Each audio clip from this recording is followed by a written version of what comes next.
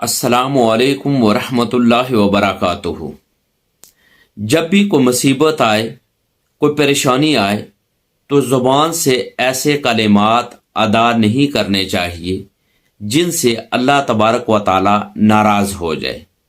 चूँकि जब अल्लाह तबारक व ताला नाराज़ हो जाता है तो इंसान को दुख, दर्द और परेशानियाँ घेर लेती हैं।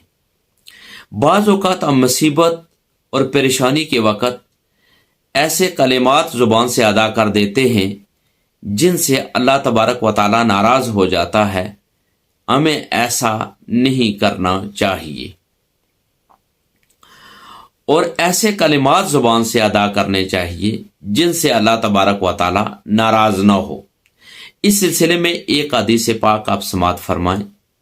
एक हदीस पाक का मफ़हूम है कि रसूलुल्लाह सल्लल्लाहु अलैहि वसल्लम ने इरशाद फरमाया कि जो शख्स मुसीबत के वक्त कहता है, अल्लाह पाक उसकी मुसीबत को दूर फरमाता है, उसके अंजाम को अच्छा फरमाता है और उसे ऐसा बदल अता फरमाता है जिससे वो राज़ी हो जाता है।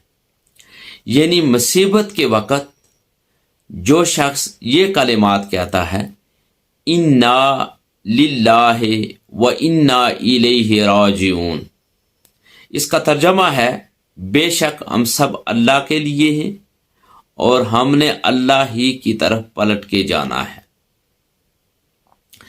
तो जब भी कोई मुसीबत आए, कोई दुख आए, कोई दर्द, कोई परेशानी लायक हो, तो हमें ये कलिमात यानी इन्ना लिल्लाहि व इन्ना इलैहि राजिऊन के मुक़द्दस कलिमात अपनी ज़ुबान से अदा करने चाहिए। बाज़ लोग सोचते हैं कि ये फ़कत जब कोई फोत हो जाए तो उस वक़्त हम ज़ुबान से अदा करते हैं और करने चाहिए। नहीं, बल्कि ऐसा है कि जब भी कोई मुसीबत आए, कोई दुख आए, कोई दर्द हो, कोई परेशानी, कोई गम लायक हो जाए, तो उस वक़्त हमें ये कलिमात हमें ज़ुबान से अदा करने चाहिए। यानी इन्ना लिल्लाहि व इन्ना इलैहि राजिऊन। इन कलिमात, ये जो मुक़द्दस कलिमात हैं, इनके बेशुमार फ़ज़ाइल हैं और यकीनन ये कलिमात अदा करने से अल्लाह तबारक व ताला बहुत खुश होते हैं और ये कलिमात अदा करने की वजह से अल्लाह तबारक व ताला वो हमारी परेशानी, वो दुख, वो दर्द और वो तकलीफ़ें भी अल्लाह तबारक व ताला वो परेशानियाँ भी दूर फरमा देता है। अल्लाह तबारक व ताला हमें दीन इस्लाम की समझ और इसकी सुनहरी तालीमात पर अमल पैरा होने की तौफीक अता फरमाए। व आखिर दावाना अनिल हम्दुलिल्लाहि रब्बिल आलमीन। दीन की बात फैलाना सदक़े जारिया है। सवाब की नीयत से वीडियो को शेयर जरूर कीजिए। जज़ाकल्लाह।